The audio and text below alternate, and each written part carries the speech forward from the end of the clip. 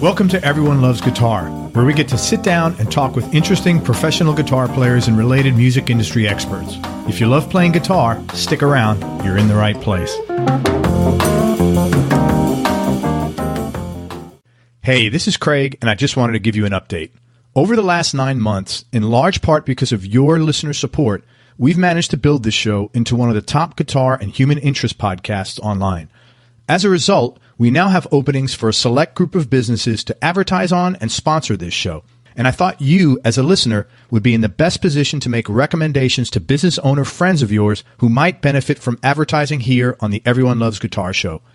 So if you know a business owner who might profit from advertising on this show, have them connect with me by going to everyonelovesguitar.com/advertising. Again, that's everyonelovesguitar.com/advertising.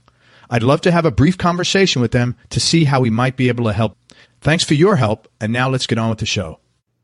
Hey, everybody, this is Craig Garber with Everyone Loves Guitar. I'm here with an amazingly talented guitarist, really unique, and he is one of the funniest guitar players as well. We're with Cory Wong. He's the guitar player, one of the guitar players in Wolfpack. I love that name of your band. It's like, I love saying it, Wolfpack. I feel like empowered for some reason. And he's also a solo artist, super talented guy.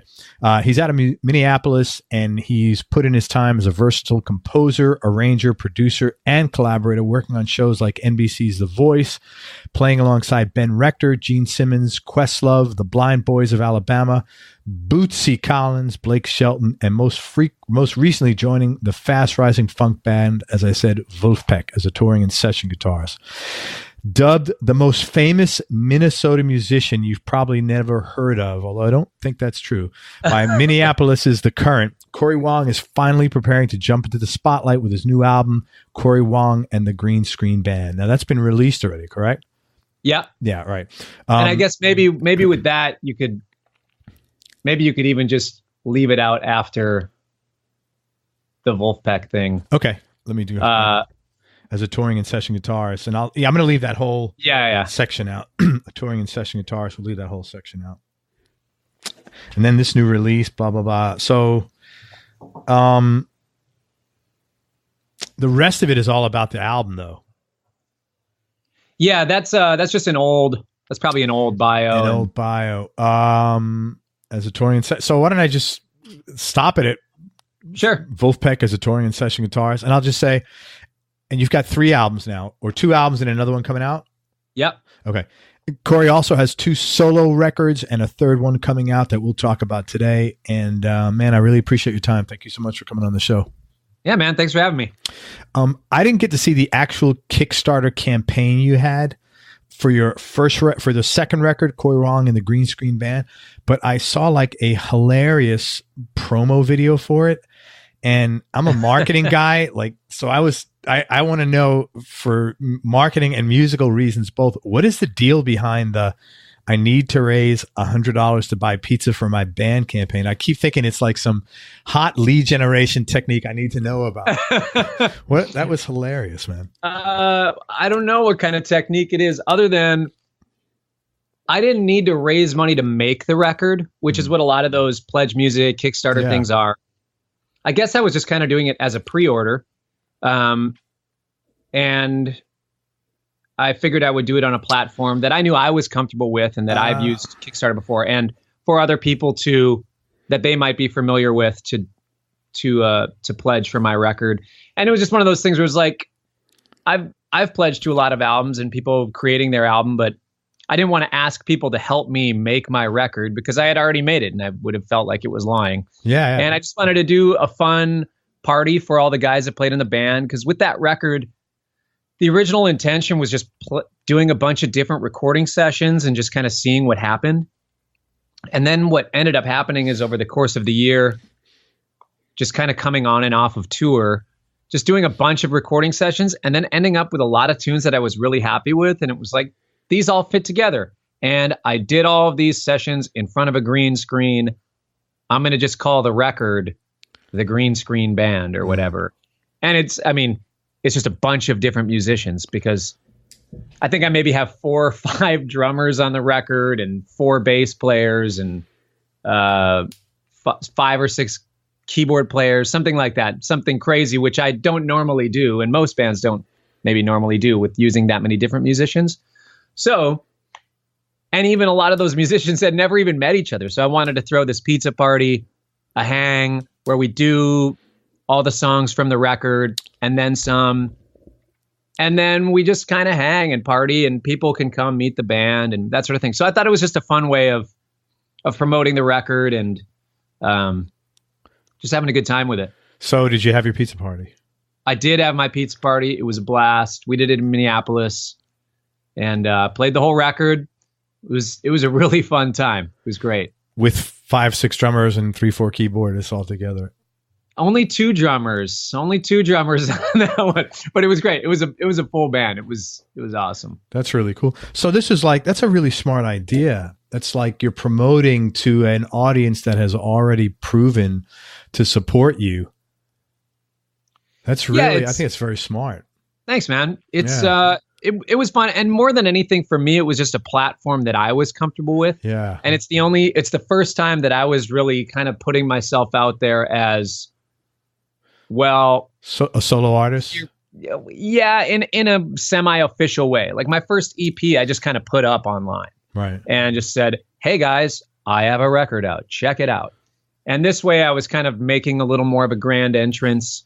And also with that, not having to set a number of, I'm trying to get $15,000 for my record. And then if I don't make that goal, my ego can't handle that. Well, right? it's just, it's not, if you don't get your goal, you're not, you're quote, not successful, and it doesn't feel good. And like other people don't support things because they're quote, not successful. So yeah, I totally get that. It was really smart.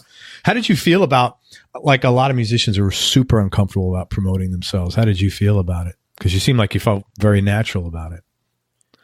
I have found myself more and more comfortable doing it when I recognize, look, the people that are paying attention, it seems to be the ones that want to pay attention. And if somebody's not interested in what I'm doing, they'll unfollow me. And Correct. That's fine. Yeah. And the stuff probably won't hit them. And if my stuff's not connecting with somebody, that's totally cool. I don't connect with a lot of music that other people really like. Right. And we all have different preferences. Totally cool. I have learned to live in that mindset, but then also I try to do it in a way that doesn't feel too serious. I don't ever really take myself too seriously, especially with my music and my marketing.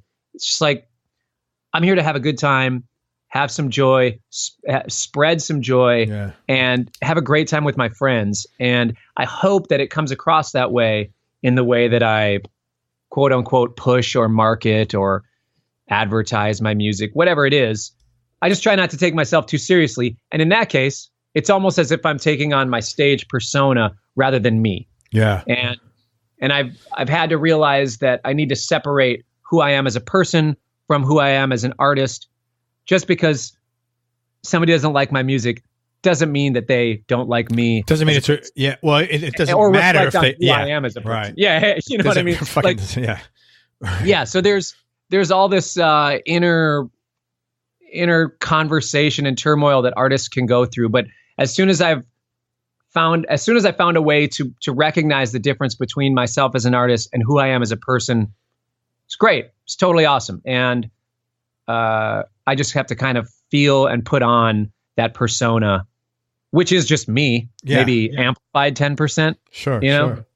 Well, I think one of the first things I told you when we started talking was that, without even mentioning any of this stuff, is the way you come across is so cool and so energetic and so positive.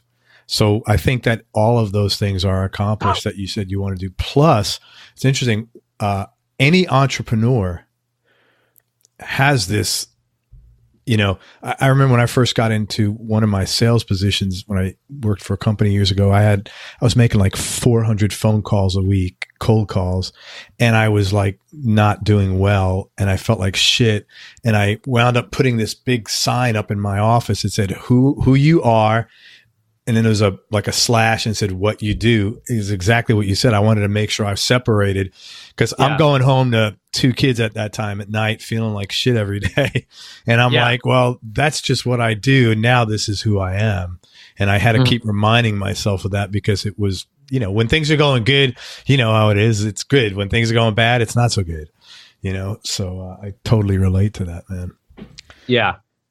What gave you the idea to make like a hand-in-hand video production along with the audio tracks? Because your videos are phenomenal. That's a lot of work, man.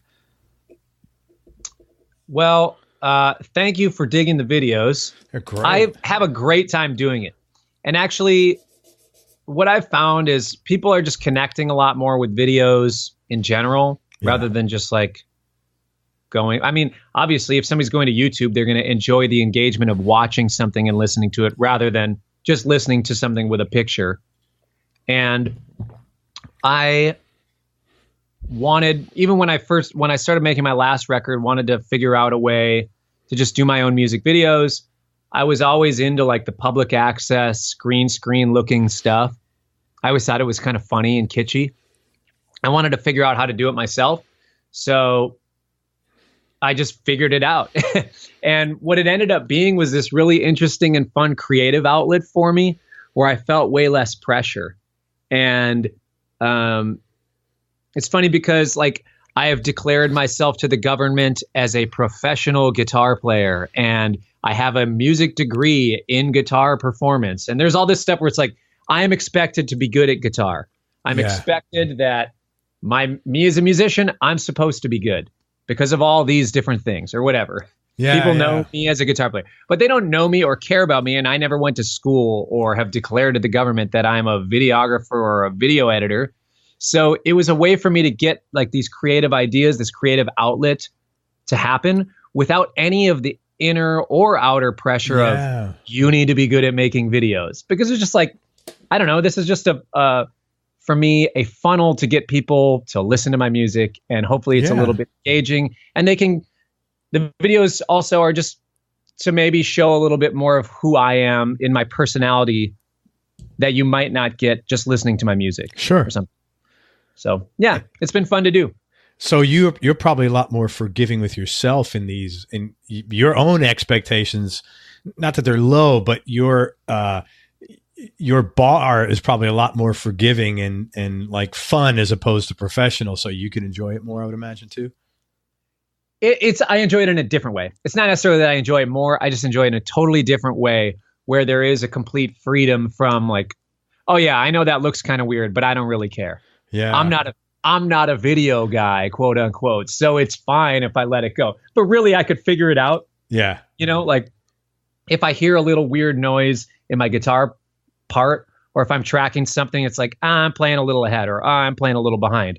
I know exactly what it is. Just let me redo it and I'll boom, just lock it in. And it's just a different sort of thing. And it's fun on the guitar because I always know if I'm ahead or behind when I listen back, and I always know how something feels to me or how I feel like a guitar part is interacting with the rest of what's happening. I feel it and hear it in a specific way where I have all this background experience for me, in my opinion, how to adjust things to make it quote unquote work or quote unquote fix it. I always have to say quote unquote as a disclaimer because obviously art is a subjective thing, and whatever the right guitar part is could be all over the map. Sure. But anyways, yeah. Very cool, man.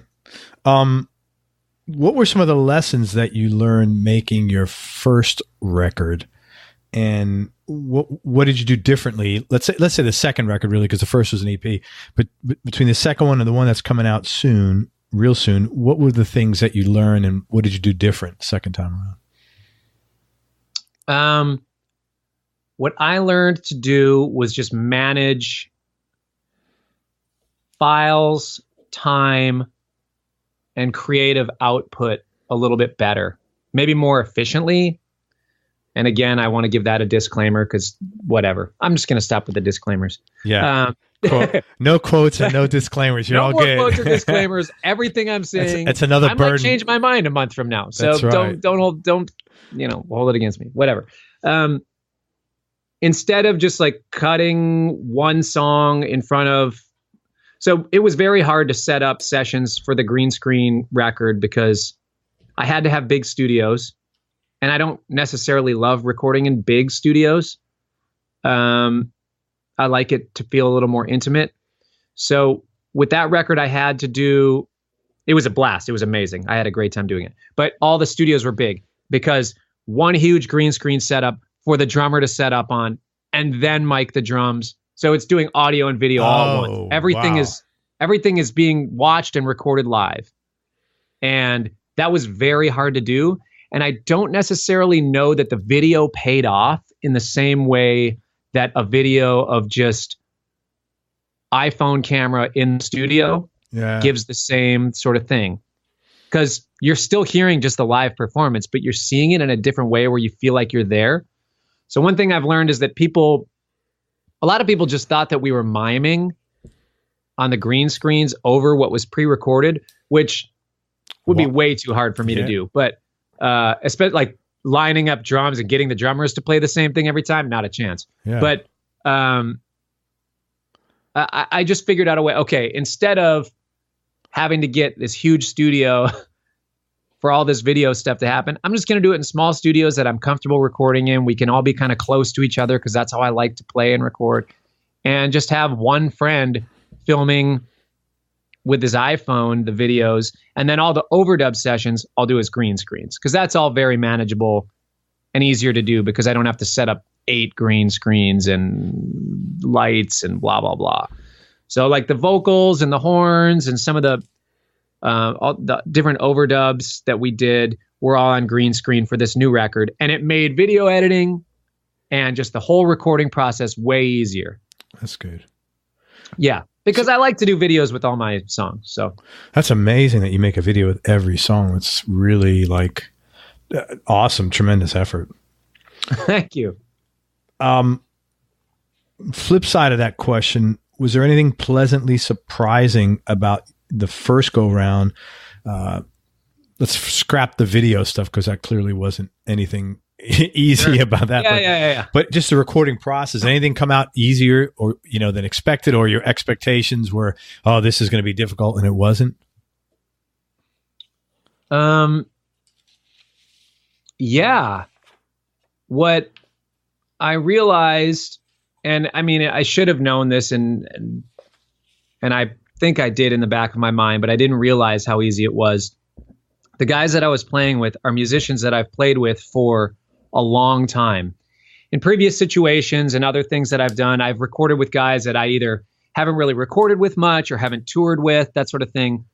With this record, the last green screen record, and this record that the Optimist record that's coming out, that's on pre-order now, how do I say this? I guess I've played so much with these guys. I put together demos for all the songs. And what I was so pleasantly surprised with is how easy it just came together.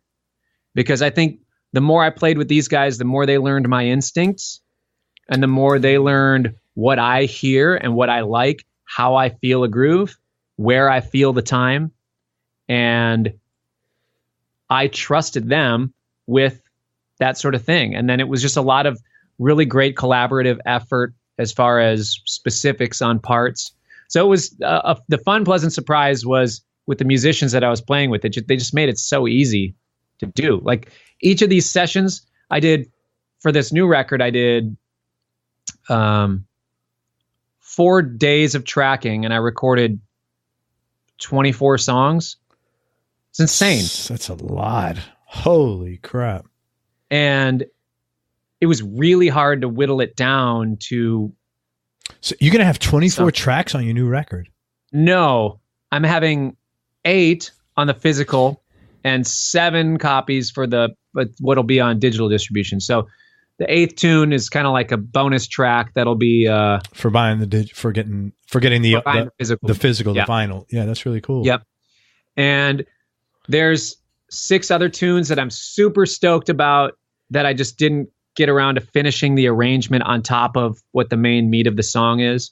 There's a couple singers I wanted to collaborate with that just the timing didn't work out for this year's release. So a lot of the songs I will put out on a future record. A few of them I ended up using for some other artists that I was producing, kind of like, hey, this song didn't really fit on my record, but it's a really cool song. Would you want to use it on your record? And that's great. Yeah. So I've been producing some different artists, and some of those songs and recordings ended up working great for their projects. Man, that's fantastic. And now you probably got another album's worth of material in the bank if you want it. I totally do. That's great. That's really a good feeling, man. Yeah, it's nice. Yeah, good for you. And it's nice to be able to actually like, all right, let's give it the real shootout. What are the best, what do I feel like the best collection of songs is here? And if I share that Dropbox folder with all my friends, what do they vote? Instead of them telling me, what songs don't you like? Because I don't, your friends can say some things that you regret hearing them say. So I ask them, pick your 4 or 5 favorite songs. And then I just make a spreadsheet. Yeah. It's like, oh, well, this one, you know what? Everybody said this one is in their top 5. It must be that. Yeah. It must be the best one or whatever. How many guys do you do that with, ballpark? 10 people. That's pretty cool. Yeah. It's kind of an inner circle of friends. Yeah. And sometimes it's guys that played on the record. But it's a funny thing, like, 2 different bass players are playing on the record. If I send the collections of songs to the bass player, the top 5 songs just happen to always be the ones that he played on. Oddly enough.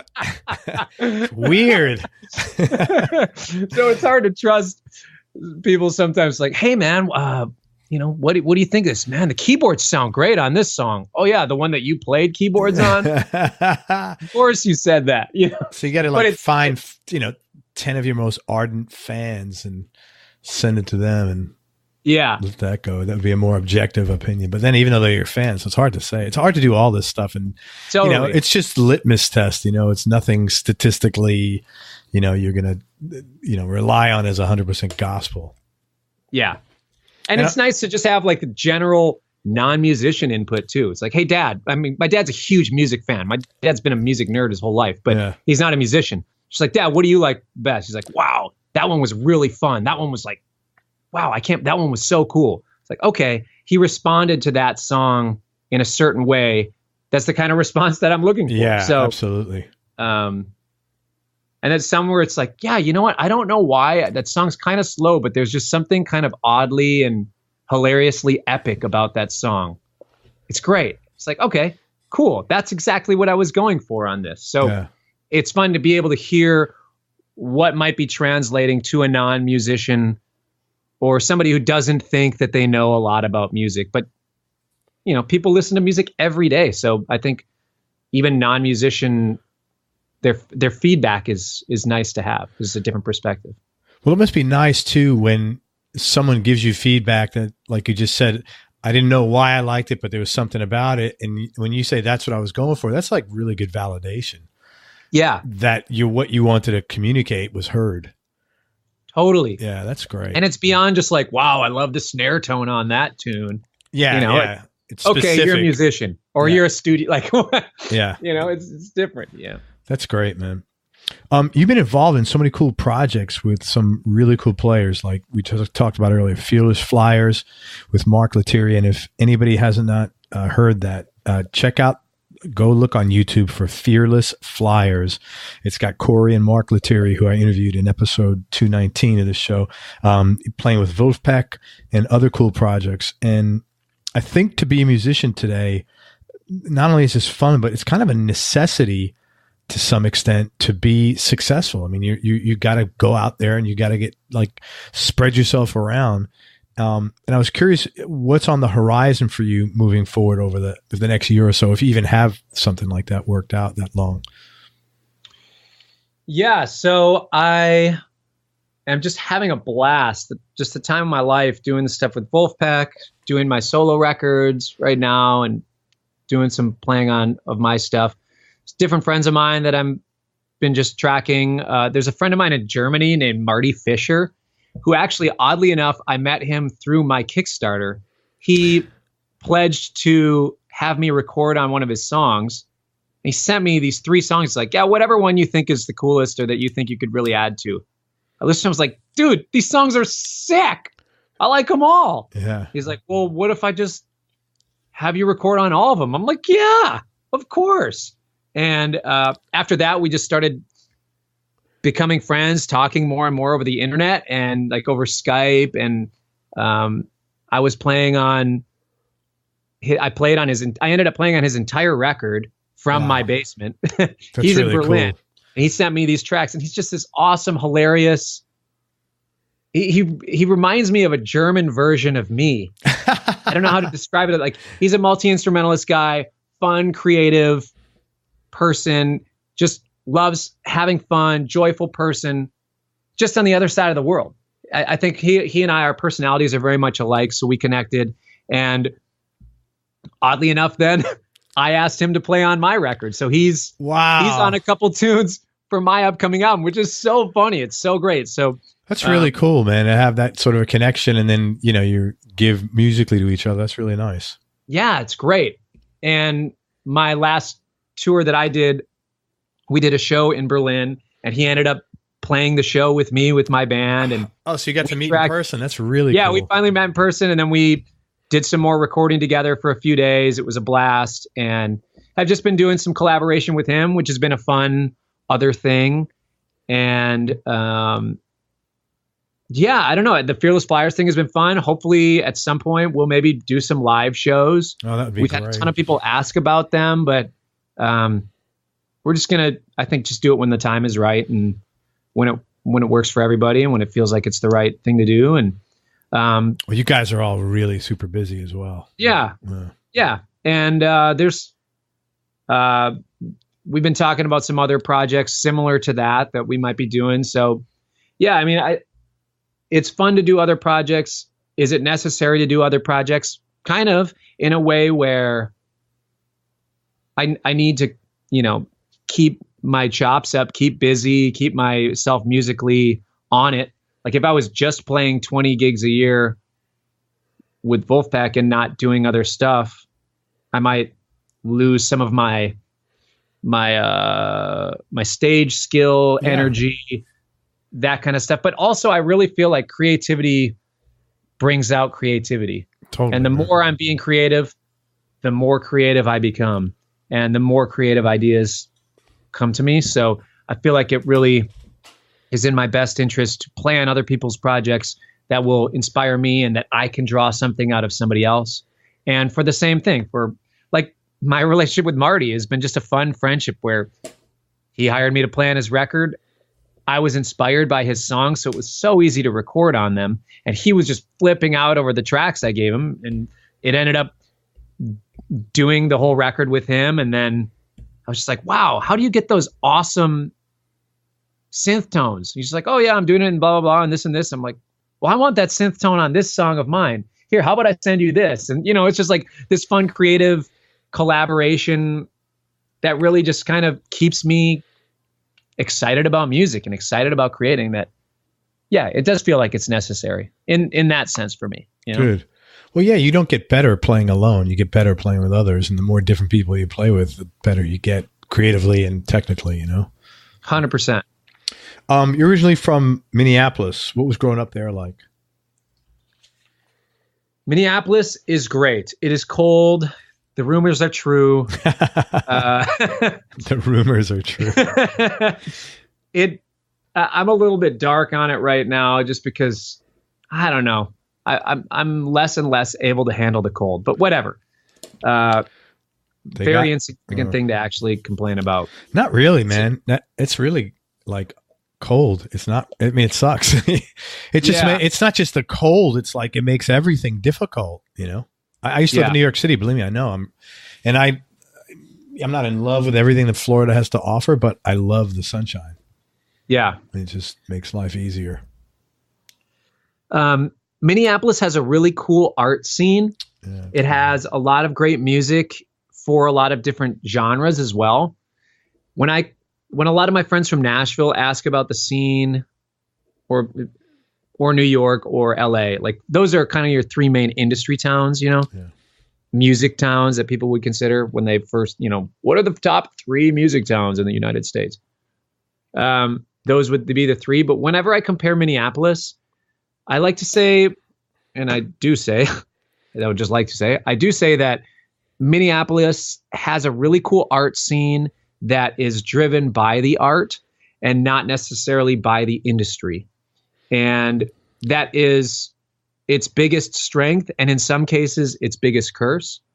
As opposed to an industry like in Nashville, or like a scene in Nashville, there's just so many people trying to make it. There's so many people that are reaching for that thing. Everybody's trying to, you know, whatever. They're making their art and they're doing that, but there's a lot of people around them suggesting certain things or saying certain things that, oh, well, yeah, man, we want to get this cut on this record, so we gotta let's do this sort of thing for the song rather than this. Then where we were going musically, let's go here, so it's more blah blah blah for radio. Well, I think the commercial aspect of what you're saying, if I understand right, is the commercial aspect weighs heavier on you potentially than it does in Minneapolis. Sure, and I don't at all mean that there's not really great art music coming out of Nashville, and there's really great commercial art music that's coming out. I love the new Casey Musgraves record.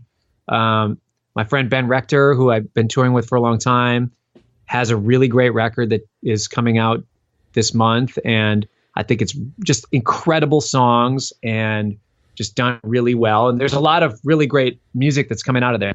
But in Minneapolis, there isn't any of that pressure. I mean, obviously people want to reach a large audience with their music. People want to eat. Yeah. Yeah. But there's just, it's so much more of from what I've noticed in some of the circles that I'm running in, it's more about what are we trying to say artistically with our music, and what are we trying to put forward with that all the way. And that is, again, it's blessing and it's curse, because sometimes it does. There isn't like the national mentality of it. You know, a lot of times it's like, oh, that's really cool.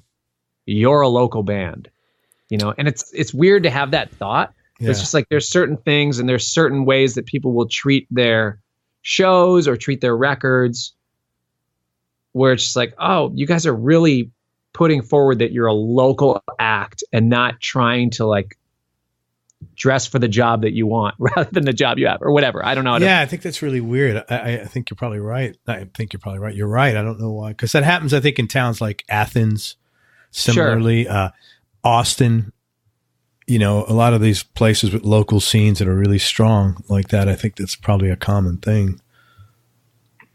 Really weird why that happens. I don't know. Yeah. Any brothers or sisters? And did any of them play music? I have an older brother who is a hockey video game guy, really good at those. Would be a really great musician if he would have just chose that as his thing, but he loves hockey, plays hockey still. And older brother. And then I have also 3 step siblings that came into my life when I was late elementary school, but became my actual step siblings late in high school. So my parents split up, whatever, when I was like 6. Dad started dating another woman a few years later. They didn't end up getting married until like 7 years after that or something, though. So my step siblings have been around most of my life. They are my siblings, at which I would be the exact middle of 5 in that order. Right. So my blood brother, whatever, is the oldest. Stepsister older than me. She, basketball player, built to play basketball and sports. I'm the musician. Sister underneath me is a singer, lives in Chicago, and fun, creative person. And my youngest brother was a sax player, lives in San Fran. Would still be a good sax player if he stuck with it, but now he's like doing bike tours and stuff in different cities. It's cool. Man, I've seen sounds like a fun thing. Yeah, those guys are popping up everywhere. I keep reading about that. You know, walking tours and bike tours. You know, as these cities get more and more crowded, it's like really common. What kind of work did your folks do? My dad was an IBMer. He retired a couple years ago, but worked sales in IBM. My mom worked, she works at a hair salon as a receptionist. My stepmom worked for 3M as a project manager. They're headquartered in Minneapolis, correct? Yeah. Yeah. Yep. My tendency, something inside me is like, no, they're based out of Maplewood. It was like, nobody knows where Maplewood is. Yeah, it's Minneapolis. Minnesota Mining and Manufacturing. Is that what that stands for? Yes. Yeah. This is really weird. I was an auditor. I was a CPA out of school, and I was auditing this company called 4M. Okay. In like north, in upstate New York, not really far upstate. And I used to tell everybody that, oh yeah, I'm auditing 4. I'm like, oh man, can you get some of those yellow stickies? And I'm like, because 3M makes the little, sticky pad. I'm like, what the heck? Anyway. 4M makes them just a little bit bigger. Yeah, I was like, they're a corrugated cardboard company. Man. I don't even know why I remember that. I haven't thought of that in like long enough that I'm going to stick it back there. That'll be the last time I think of it again. So when did you start getting into guitar, and how did that whole thing come about? And did you know, like, as soon as you started playing, okay, I'm set forever. This is what I want to do, my gift and my journey? Sure. Oddly enough, I started wanting to be a bass player, and I love playing the bass. I did some piano lessons. It was fun. I started playing piano when I was like 9. Did a couple years of lessons. It was cool. Glad I had a little bit of foundation there, but I didn't really connect to it in the same way that I did with the guitar. Played clarinet in the middle school band. But I really wanted to be a bass player. Started playing bass.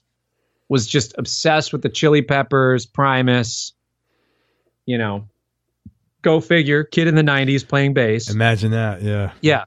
And then it was like, man, I want to start a band. And the 2 other friends of mine that were available to, like, interested and like, yeah, I'll do it. One of them, his dad had a drum set. The other one, his dad had a bass. So they just didn't know how to play any instruments. So what I did is I just kind of learned how to play drums after school, watched videos, learned how to play drums on my hands, some of the like on my legs, coordination, played after school, before school in the band room, taught one of my friends how to play drums. Then it was just like, all right, one guy plays drums, I'm playing bass. My other buddy, his dad has a bass. We can't just be 2 bass players and a drummer. That was my limiting belief at the moment. I was going to say, you could have actually made a very, very amazing project if that was. Dang it! Well, I missed out. Oh man! This is 7th grade. So here we are in 7th grade, and there was some of my other friends were all musicians, but they already had a ska band, and I couldn't take any of those guys away because they were like in their ska band, and I so badly wanted to have a band like theirs, but I didn't want it to be the same. We were going to be a trio. So what I ended up doing is worked up enough, begged enough, ended up getting oddly enough, a blue Stratocaster, dark blue Stratocaster, and love that guitar. Started playing guitar so I could learn guitar and teach my friend how to play bass because his dad had a bass, and now we could finally be a band. So, God, that is a ton of commitment there, man. Holy crap. That's awesome. And that was, I set my mind to it. I was going to start a band. Green Day was my formula. We're going to be a 3-piece. We can make this thing happen.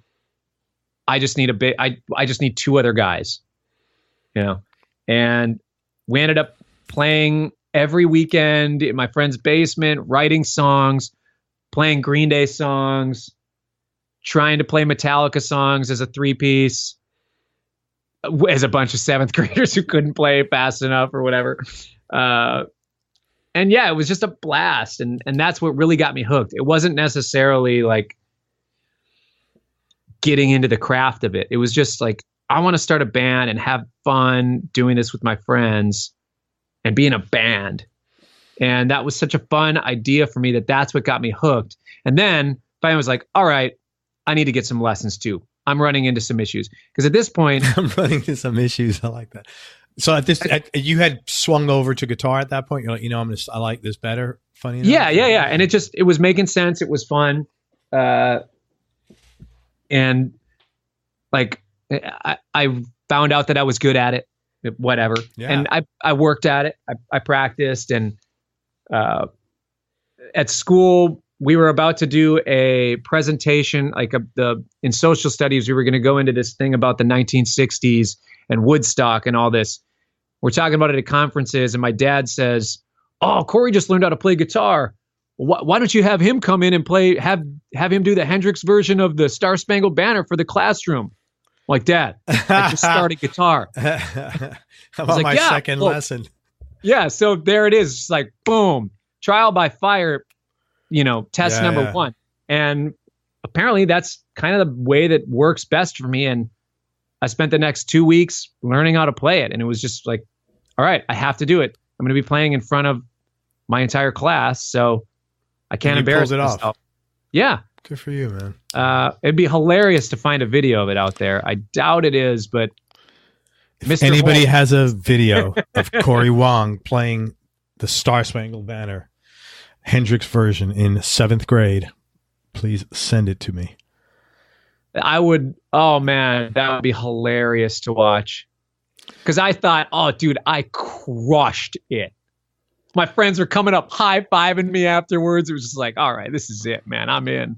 I'm hooked. Yeah, but you probably did crush it if you got all that kind of feedback, Well, yeah, you never know when it's your homeboys, when it's your bros coming up to you like, sick, oh, bro, you crushed it. It's like, well, it's a little bit different than some guys are like, you know what? I didn't think you were gonna pull it off, but you did. Yeah. Then maybe, but yeah, you had to do a pretty good job. We'll say that I crushed it. Yeah. That's awesome, man. And so that's the guitar you still have now. Well, it's very similar. A few years later, I still have that guitar. Okay, it's over in the other room. Before you say another word, I'm gonna get it. I love that thing, man. So this is my punk rock Stratocaster.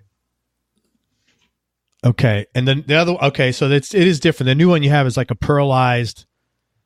That's this guy. That one. That one's just sitting next to my desk. That's the one I really like. Is that relic or did you beat that up? Well, it's just from high school. Once I got into, I was still a little bit of a punk rocker, even though we were more of a jam band. I bashed the guitar into some cymbals. We would do some stage antics. I love that guitar, man. This one I've never seen. Looks very cool. Looks like you made it a bicycle there with all the reflectors. I'm telling you, man, I was dedicated to the craft of trying to be Billy Joe Armstrong. You certainly were, man. E for effort, for sure. And they both have rosewood fretboards, huh? Yep. Yeah, I like playing with rosewood. And actually, I did end up getting one of the things that I loved about my Strat that I play now. It's 22 frets. That's like the main difference. Because it's like, oh, I want to get that high note, but I just can't get it because I have to bend to get it. So my main Strat is this is a guitar podcast. We can get as geeky as we want, can't we? Absolutely. Totally. It's a Highway 1. It's like a 2001 Highway 1 Stratocaster. Nothing special about it other than it just feels like home for me. That's great. So I love that guitar. I have loved it since I've played it. I actually have two that are almost identical of that Strat. Oh, but it's got Seymour Duncan Antiquity pickups. Is that the stock pickups they came with, I think? No, I put these ones in. I've tried a bunch of different pickups, like the Highway 1 stock pickups. I don't know what they are. I mean, they're fine. They're good. I would totally use them. But I went on a tone journey of Texas Specials, too noisy, lace sensors, didn't like the sound, Fralins or whatever, and then like a Jazz Cat pickup, and then a regular, like the mini humbuckers, and then I just ended up landing on these. Do you do all the work yourself, or do you take it to someone to swap those in and out? No, I was taking it to somebody, so it wasn't like I was expensive journey, man. Yeah, oh, especially with a guitar that's so cheap. Well, no, especially when you're like, no, those don't work. You gotta, it's not like you can get a refund on that because they don't work. Yeah, totally. Really fit. Yeah, that sucks. That's what sucks about pickups. Yeah, I know. Well, so is that an American guitar or a Mexican guitar? My main Strat is the one that I use now is an American. Yeah, that's American. what I thought. So that wasn't really that cheap. Those are, Well, I think I bought it on Craigslist for like $600. That's a good deal, man. And actually, oddly enough, so I told you I have two of them. I'm on vacation with my family maybe 15 years ago. Get home from vacation, looking on Craigslist for an amp. Because at the time my amp sucked or whatever. I was looking for an amp. I look on there and I see a guitar that looks exactly like mine. It looks exactly like mine. Actually, I have both of them in here. Yeah, man. I don't know if my face do this. So let me just describe Corey's main Strat. It's what do they call that blue? It's I don't know, midnight blue. Yeah, that's it. I think midnight or sapphire. It's one of those. It's just like a really pretty. It's like a really pretty navy glow. It's like a bright navy sort of, and he's got a pearloid. Is that what they call that? Pearloid or pearlized? I don't know. Pearloid, I think. Yeah, pearloid pick guard with it looks like a mini humbucker in the bottom. It's a That's this one. Yeah. Okay, so check this out. Oh, okay. This is my main guitar. Right. I'm on vacation. I get home and I see this one on Craigslist. Wow. For $300. Wow. And it's the same guitar. Like wow. Markings in the same spots. Is it the guy's was it the same guy? No. I mean, this other one. That's an thinking, American Strat gosh, for $300. Somebody stole my Strat. Yeah. Somebody stole my freaking Strat. And they're selling it on Craigslist for $300, right? Because nobody's going to be selling an American Strat on Craigslist for $300. Yeah. They're out of their mind. I call the guy. I'm like, hey, I'm calling about that Stratocaster. What's the deal? Thinking like, screw it. I'll just show up and buy my guitar back if I have to for $300. Like, sure. It's my guitar. He's like, oh, yeah. I'm trying to raise funds for the Twin Cities Marathon. I'm running it next week or something. And I just didn't raise enough money, or I don't know, some marathon or something. I just need to get rid of a couple things. I just have $300 left that I need to get to be able to participate in the marathon. Hold the phone. I'm on my way over. I just go buy the thing for $300. That's amazing. $300 for an American Standard. That's like sick, man. Really cool. And that is the guitar that I've been touring with for ever. Yeah, I thought so because I've looked at your guitars pretty closely and I didn't see that mini humbucker in there. Yep. So this one, like the high school guitar, the one with the mini humbucker is the one I use like on the Wolfpack record, Beautiful Game. And it's maybe a little bit of a better all around Strat. Most like pop guys, it fits really well. And like most situations in a lot of sessions, that one works really well. This $300 guy, the Craigslist special, is the one with the Duncan Antiquities. Yeah. This one works really well for like the Cory Wong sound. When I felt like I got it, was like, oh, it's just, it feels like my voice on the instrument. And that's why I've been using that one more. And you keep that usually on when you're doing a lot of the funk stuff, the chunka chukka. You keep that really on the second pickup in not second pickup, switch second position. Sorry, I'm not sure what you. Sorry, it's all good. My wife is leaving. She's like blowing me kisses. Sorry, it's all right. It's messing me up. No shame in that. I use what I call fourth position, which is neck middle. Do you call that second or fourth? Yeah, second. So it's the same thing. Yeah, yeah. You're counting. For the other guitar player in Wolfpack has always called it second position. The rest of us, Jack and I, call it fourth. Oh, so you're counting from the bottom up. I'm sure you're right, and I'm wrong because I'm not. I have no idea. I know about guitars and like what I know about cars. I know how to turn the freaking key and play, and that's and drive. I know so I'm sure it's fourth position. But yeah, okay. So you're getting like the Strat sound there and the noiseless the hum cancellation and yeah, okay, yep. Pretty good. When you play, I talked about this earlier. The songs you write, the style of music you play is super energetic and it's really refreshing. And I'm saying that because I like it, not because I'm interviewing you. I genuinely like it. It's really, it's funky as hell, man. It's really great. And I hate to pigeonhole it in a genre, but there is a lot of funk, and you have a tremendous sense of groove in what you're doing.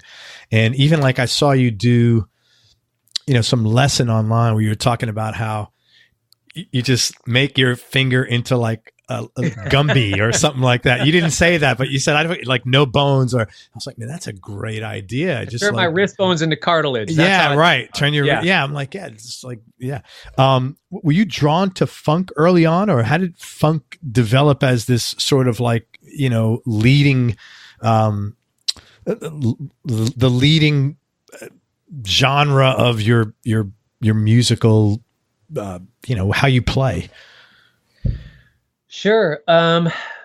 It wasn't always like the forefront of what I've done. So, and to me, a lot of funk guitar and a lot of that style of strumming and picking for me comes from my acoustic guitar background and my ska background. Yeah, for sure. Ska. Yeah. If you listen to like the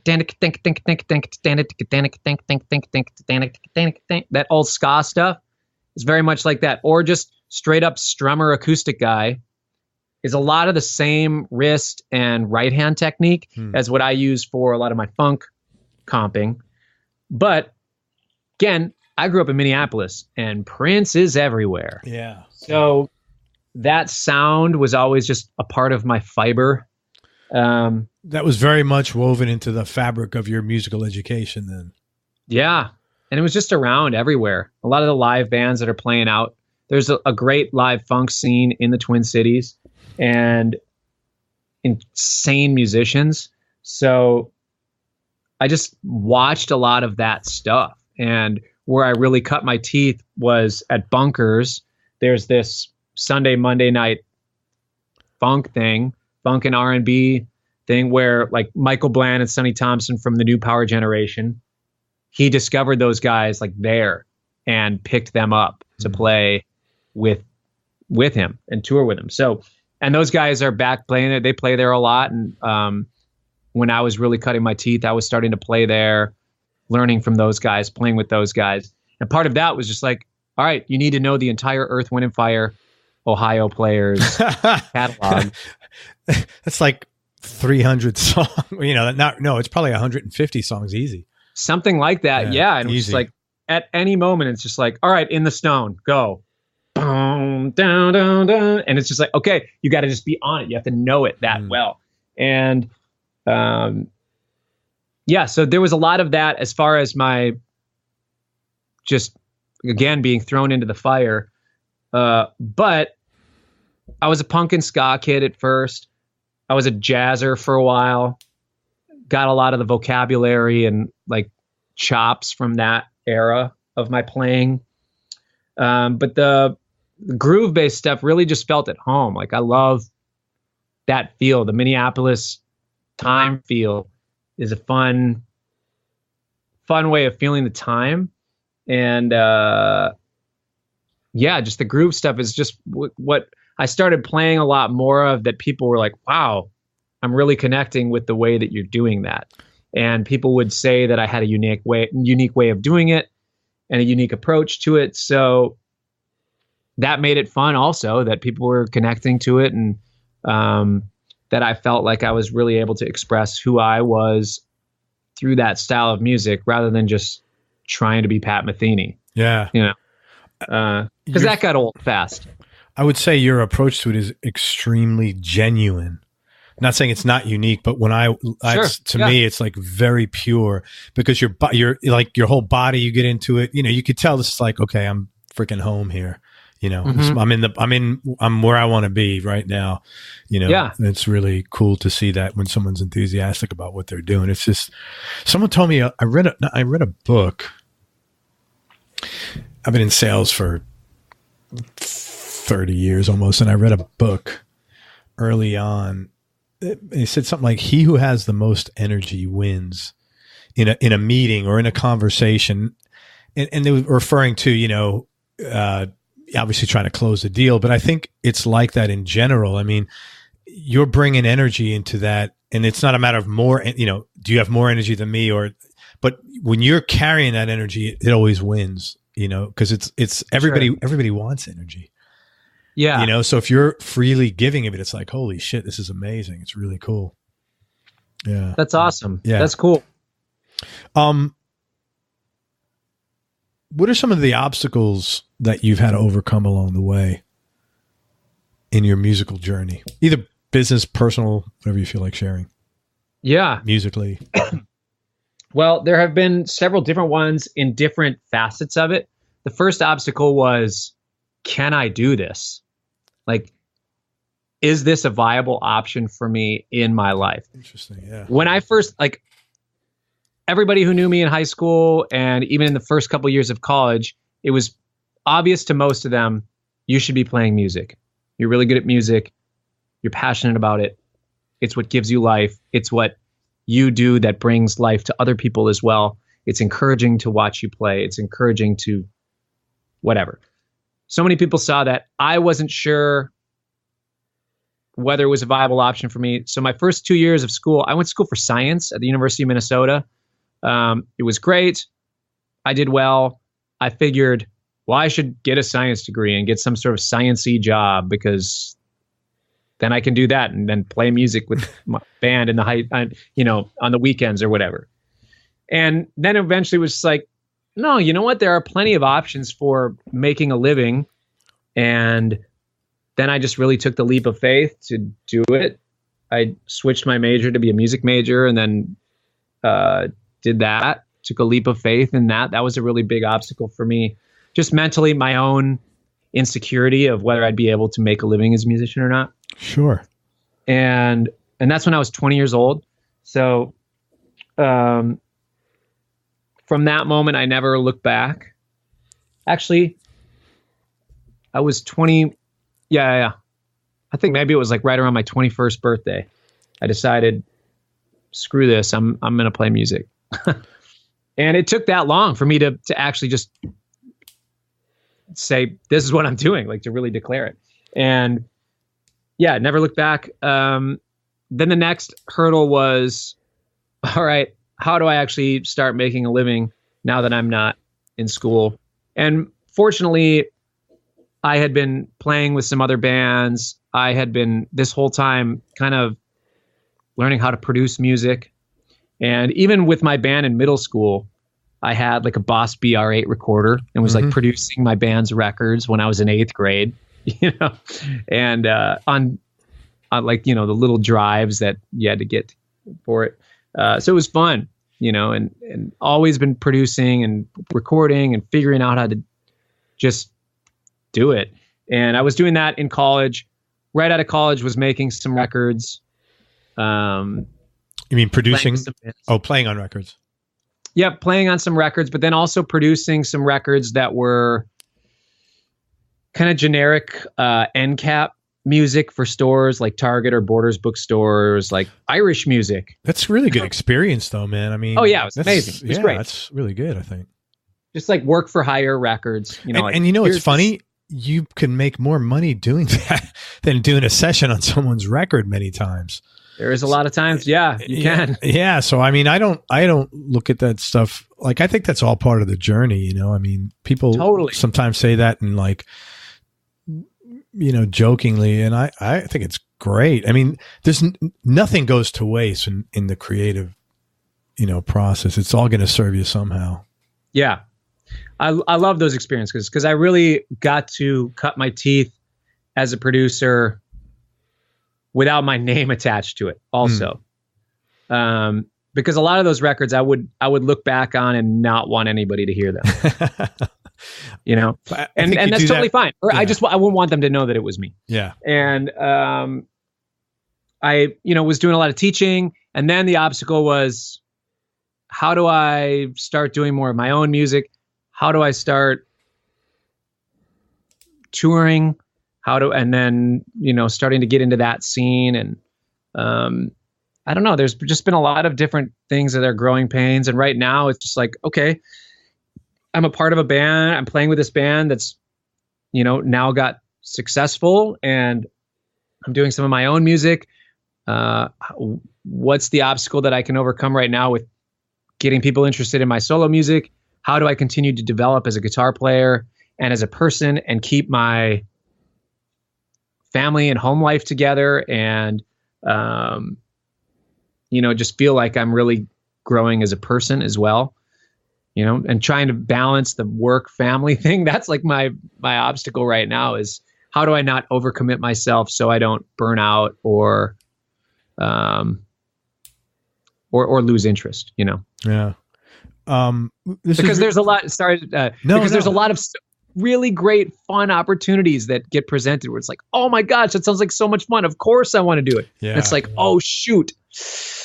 Oh, that's going to make that month really tight schedule wise. Like, all right, if I fly from there back here, okay, I can be home for like a few hours, blah, blah, blah. And then I'll fly out. And then it's just like, whoa, what is like, it can be crazy to think about those things, but it's an extreme blessing. And I have so much gratitude for the opportunities. It's just hard when there's cool stuff happening. I just have a really hard time saying no and trying to figure out, what the right ones are to do and what the ones that are going to really help me grow as a person and as a musician, which is a great problem to have. Yes. But it's still a problem. It's still an issue. It's not a problem. It's just something that I'm learning to navigate. You have to figure it out what works for you. But I thought this was really cool because, two things I wanted to say. One is, as an older guy, 54, listening to this,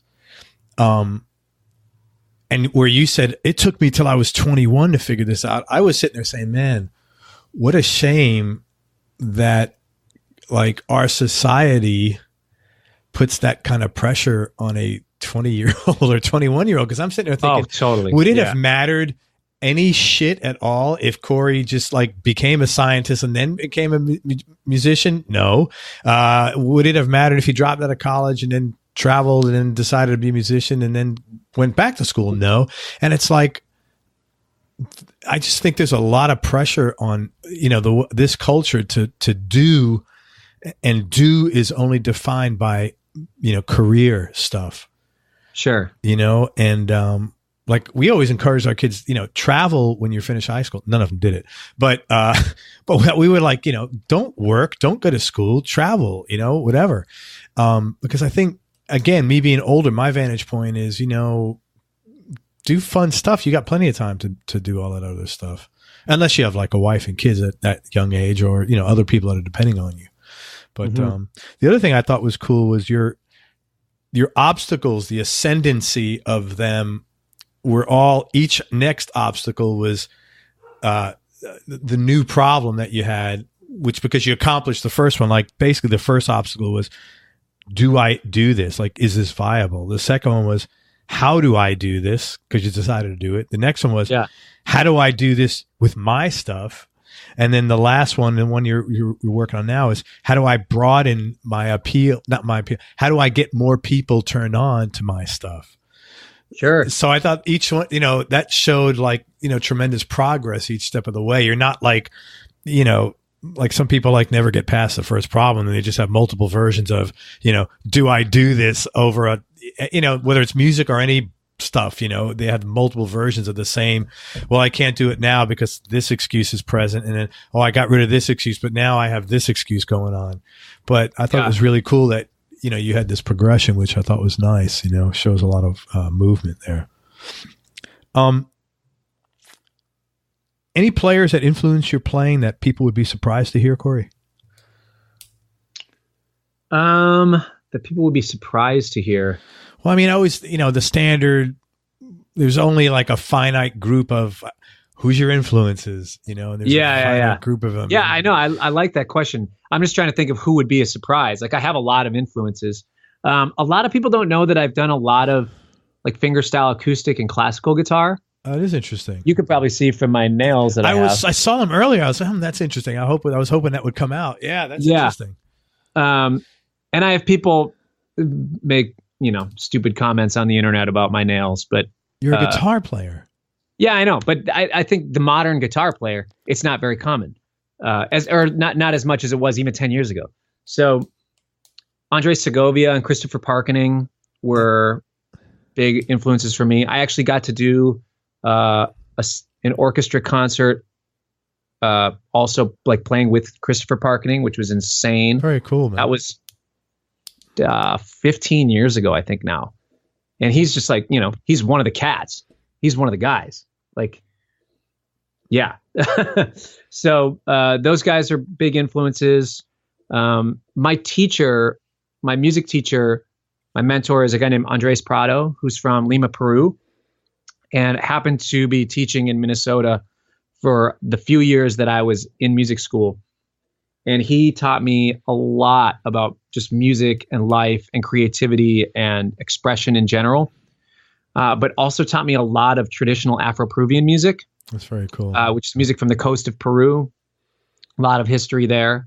So I studied a lot of the Afro-Peruvian catalog and records and all of that style of music. That was part of my, classical and folk music playing that I loved to do. But a lot of people just don't know that side of me. And yeah, that is interesting. I haven't shown that side as much in the last few years. Yeah. And then, I guess some people are still also surprised, like, wow, you were really a huge Aquabats fan? Like, what is Aquabats? I don't know. The Aquabats is a ska band. Oh, I didn't know exactly. Not a lot of, some people never just heard don't of them. know what they are. They were my favorite band, like the Aquabats, Less Than Jake, Real Big Fish. I was such a ska kid. And the drummer, the original, maybe not the original, the first couple Aquabats records that I had, the drummer was a guy who went by the name The Baron Von Tito, who his real name is Travis Barker. After playing, he got the job with Blink. Wow. After playing with the Aquabats. And that's how I got into Blink-182 in high school, was because I was a fan of the Aquabats, which is hilarious. So that surprises a lot of people. Yeah, that that's I was interesting. A ska kid, and that I knew all, so many of those artists, and I was, big into that scene. Very cool, man.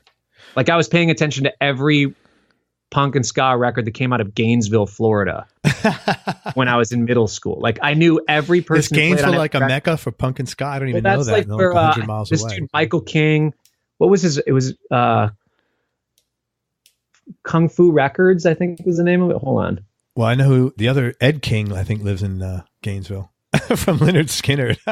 Probably not any relation. There was like this sax player. I don't know. There was like bands like the Vandals, and there's all this stuff that came out of that record label. They were a California label, but there was like Less Than Jake came from Gainesville, and there was like a lot of crossover in these circles. And I was just huge into all these different bands, like SoCal, ska, and punk, and then like Florida. I didn't know Gainesville had a ska punk scene. That's pretty interesting. The only thing up there is like University of Florida, which obviously is a lot of people, but maybe that influences or carries that. Yeah. So that it's a funny, different thing that it's a past life. Hence all the stickers on this guitar. Yeah, like, man. This is an Aquabat sticker right here.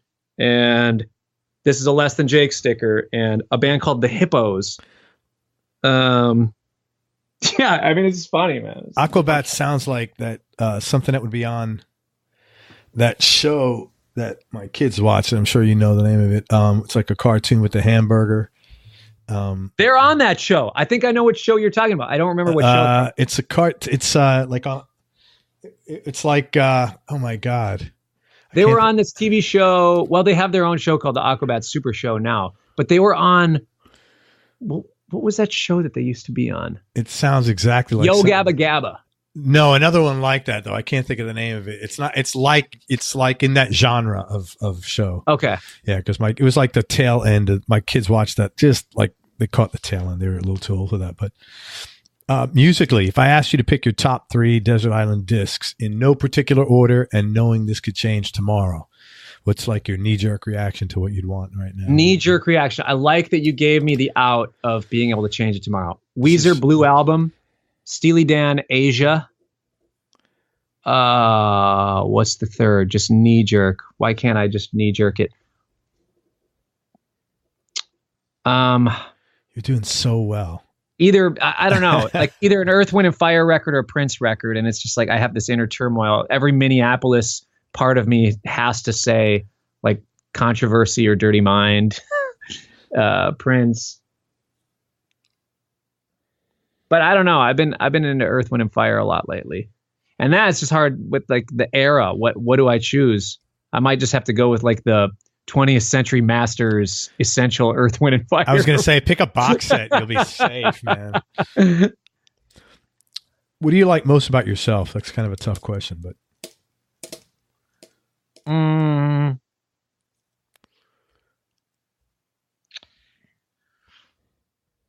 I like that I am a positive, joyful person.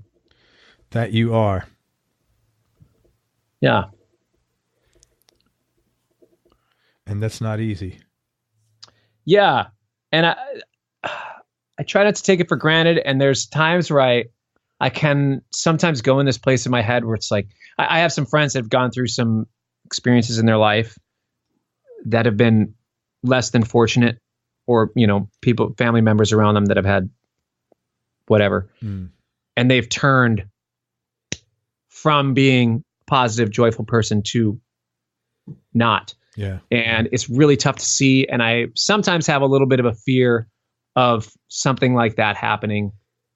But I remind myself that, you know, the way that we respond to different situations or adversity or whatever, you know, that is a big part of what makes us who we are. And I feel like if I'm conscious and I have the self-awareness enough that I'll be able to keep positive, joyful mentality and a learning experience from whatever happens, you know? Yeah, well, life is tough. It's going to give you a lot of opportunities to become an asshole. Yeah, it certainly does. Yeah. So, I thought, you know what? I just noticed, and this is not, I mean, to change the subject, but you have like a Black Beauty Les Paul in there? Wait, screw this. You see that back there? Screw this self-analysis, Cory. I want to freaking see your. I just saw it. It looks good. It's like, wow. He's got a Black Beauty Les Paul. This is like a 90s. And it is Les a beauty. Paul standard. I bought it from Norm's. Oh my God. Did you like, you have to buy something from Norm's when you're out there? Is that like kind of the deal? There's a lot to buy. It's just whether I can afford it or not. This is like a 60. That looks beautiful, man. That's a Gibson's hollow That's body. Yes, 175. That's a really pretty guitar. Do you play that a lot? I don't actually. Oddly enough, I'm selling this guitar. If anybody wants to buy it, email me. It's a beautiful guitar, man. Because oddly enough, my main jazz box that I play is an Eastman. And you prefer that? Oddly, yeah. I mean, No, I know a lot of people who have Eastman, and I know a lot of people who have Collings, like that they like the Collings 335 over the, that Gibson 335 there. So sure. It's very believable. It's different strokes for, and every guitar you could play the most amazing guitar that happens to be an Eastman or an ESP or an LP or whatever. That's just label stuff. And it's nice that I actually enjoy the Eastman is, again, like an, I don't know, $900 guitar or something. The neck shape feels really great, feels natural in my hand. I love the ES 175 Gibson. The neck is just, the nut width is really thin. So, well, you have really long fingers, so that's probably not, you need thicker necks. Yeah. I don't like the baseball shaped neck, but I like a lot of spacing in the strings. Yeah, I could see that. Yeah. Flip side of that last question, what do you like about yourself? Positive, joyful person. If you could change one thing about yourself, what would it be? Well, maybe I wish I was taller. I don't know. It's a thing that I can't change. How tall are you? You're like 5'10", 5'11"? I am 5. Well, I like to say I'm 5'9". Yeah, I'm 5'9", but you're at least like, you look tall, man. You look like you're taller. I look like I'm 5'9". I have really long, skinny fingers. Yeah. Yes, I'm thin. Yeah, so that's awesome. Maybe that helps. You'll be watching that waistline one day, Cory, and you'll be grateful. Best childhood memory. Best childhood memory. Probably being in 7th grade, walking home, and my mom saying, "Why don't you go look in your closet?" and seeing this exact bass guitar. Is that Fender? Sitting in my closet, and I freaked out. That's so cool. Yeah, it's this just made in Mexico jazz bass, off-white. It's the one that I play in, like, if you ever see me playing a white jazz bass in all my videos, I still play that guitar. Oh my gosh, I love it. I can't even, it's like this, it was this rush of, it's all going to happen. It's all finally going to happen. That's so cool. It was this crazy, weird feeling, like, go take a look in your closet after school. It was just, a Very bass. Cool, Finally, I can do it. Like, I can do it. I'm on my path. Yeah. That's cool. And then, yeah. Oh, that was funny. And the first book my dad getting me is like the Red Hot Chili Peppers Blood Sugar Sex Magic bass tabs book. Again, trial by fire, where it's like, that stuff's not easy. No, he's a really, but it was just like, all right, this is the song, this is the record I love.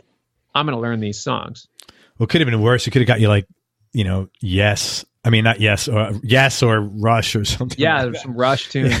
That would have been a problem. And funny enough, though, a different opposite experience. When I got my first guitar, my first electric guitar, that Strat, I got the guitar tabs book for Evil Empire, the record by Rage Against the Machine. Oh, and I didn't have any guitar pedals.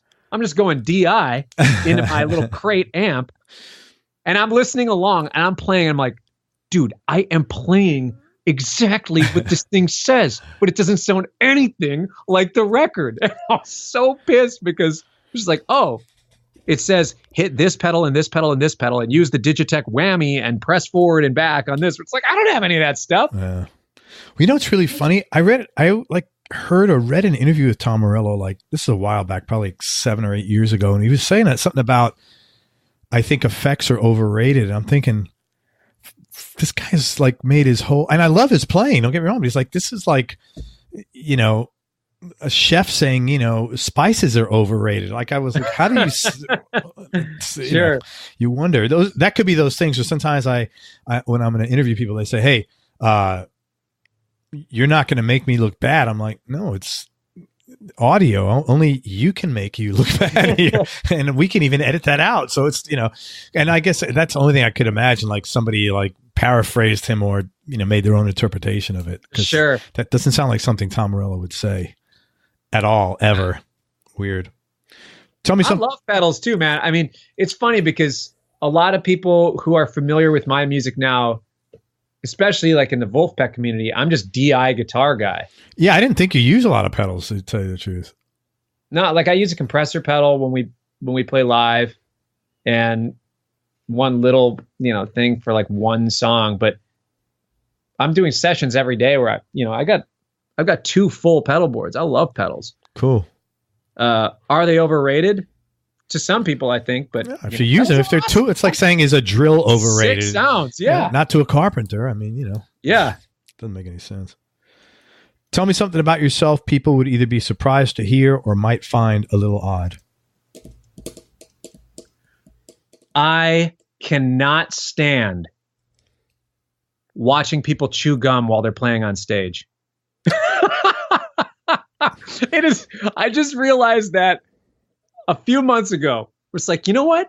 I can't stand it when I'm watching. I don't know why it's so distracting to me. It's not probably distracting to anybody else. And all my friends are just like, dude, you're out of your mind. But it's just, I don't know what whatever, it is. I don't like watching people chew gum while they're on stage. And maybe it was like my 6th grade band instructor that just really set it home for me, or just said some sort of thing that traumatized me for chewing gum while playing music. But I was watching a video of my friend play bass on his Instagram, and I was like, dude, what are you doing chewing gum? He's like, hold on a minute, man. Hold on a minute. That's of all the things. No. Now you sound like an internet troll. I cannot believe you're chewing gum. Totally. I sound like one of those YouTube comment jerks. It's just like, your pants suck. Well, I did an interview one time, and the guy said Roger Powell, who is a guy who played with Utopia, Todd Rundgren's Utopia, and I thought he was saying Roger Glover. So I said, oh yeah, from Deep Purple. So someone writes a comment. He goes, this interviewer is an idiot. He knows nothing about the history. He knows nothing at all about the history of music. And I never respond to those, but I just said, hey man, I made a mistake. That's all. To tell me I know nothing about the history of music, you have the right to say that, but I think that's a bit of a push, So this always, like, you're never going to make everybody happy, Yeah. It is. You can always count on the internet to correct you. Yes. And you can use that to your advantage though sometimes. So I was just about to send the artwork for my record. I was just about to send it to the vinyl manufacturing plant. And I was kind of making a joke like, well, there was one thing. I said, pick between these. What album cover do you like the most? And really it was just like the one where it says Cory Wong, the Optimist, all in caps, or Cory Wong in all caps, and then the Optimist just with the first letter of each of those first caps. Right? Yeah. And then there was just a joke picture in there that was just like, ha funny. Me in high school in my soccer uniform. And then at the end of it was like, oh, and also here's the back of the record. Tell me if I have any typos. And it was just kind of a way for me to like show people who was going to be playing on the record and how many songs were on it. And just kind of a little bit of a sneak peek. And it was fun. It was definitely to my advantage. It was like, hey, yeah, like you have all caps on side A, but where it says side B, it's not all caps. It's like, oh yeah, you have the apostrophe in the wrong place for this. You have this and this and this. Like, wow. All right, thank you, internet. This is the first time people are coming at me, correcting me, and I'm totally digging it. Yeah. It saved me from printing, 500 vinyl records with typos. Very cool. Well, that's a good promo idea. That's a really nice way of promoting something too, without being a dork. It's smart. You're a good marketer, man. Thanks. Who's had the biggest influence on your life?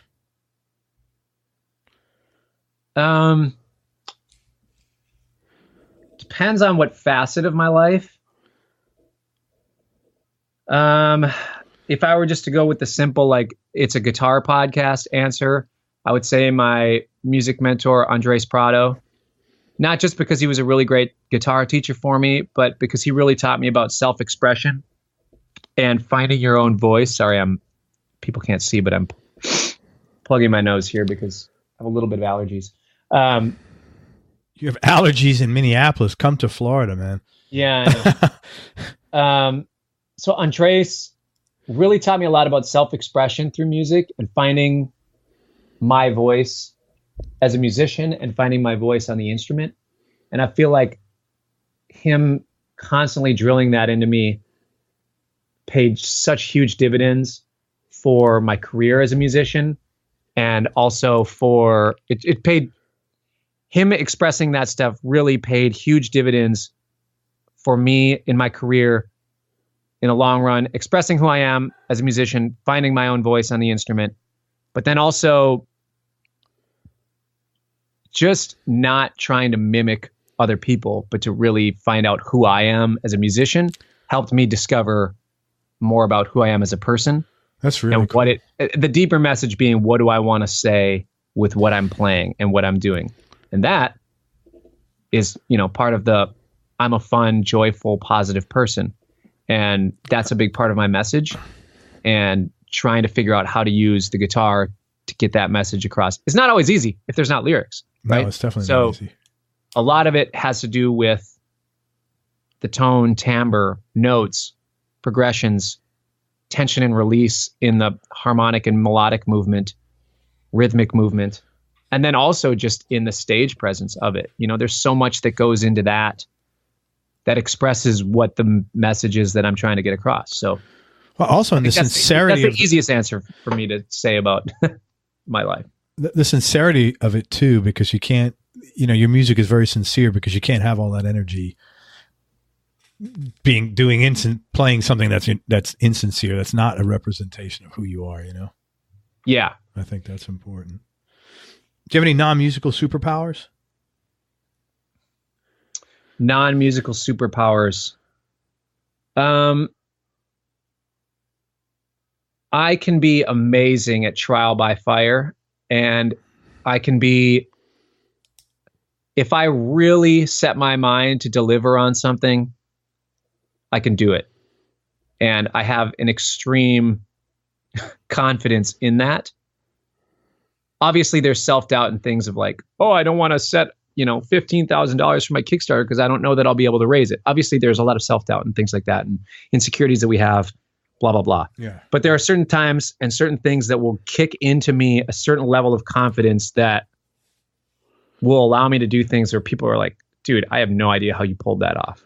For example, being in 7th grade, not knowing how to play anything other than a couple power chords, and then 2 weeks later playing Jimi Hendrix Star Spangled Banner in front of my class.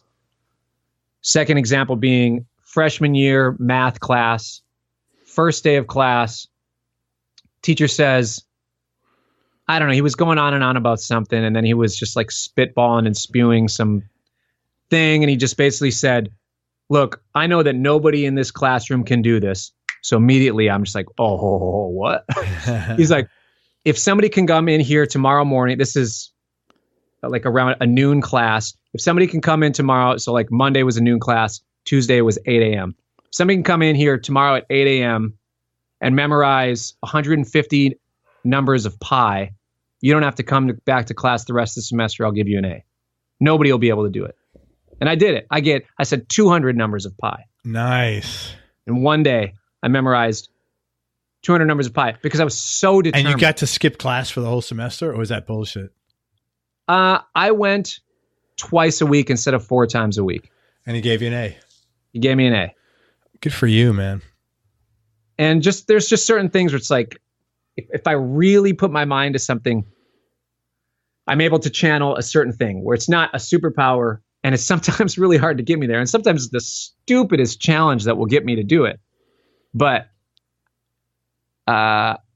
it is somewhere inside of me to do that. And not just to be motivational speaker guy, but I think most people have that ability. It's just learning how to tap into it, learning how to tap into like getting yourself in a mental state where you can just be firing on more cylinders than you think you've got. Desire has to be there though, man. That's the thing. And some people just don't have that fire. Sure. Sounds like you work well under pressure, which is great. Or I think everybody has that fire and has desire. They just don't know how to tap into it. I think everybody has fire and desire. It's just,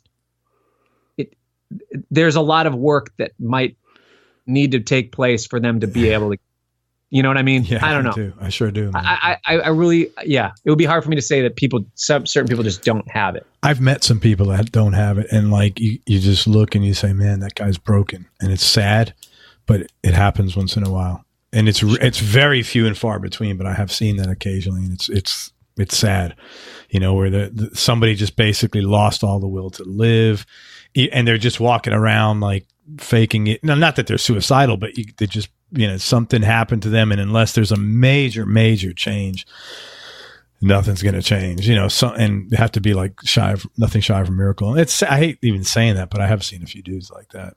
But yeah, I think, but you have to want it, and most people, that want has got to be big enough. Yeah.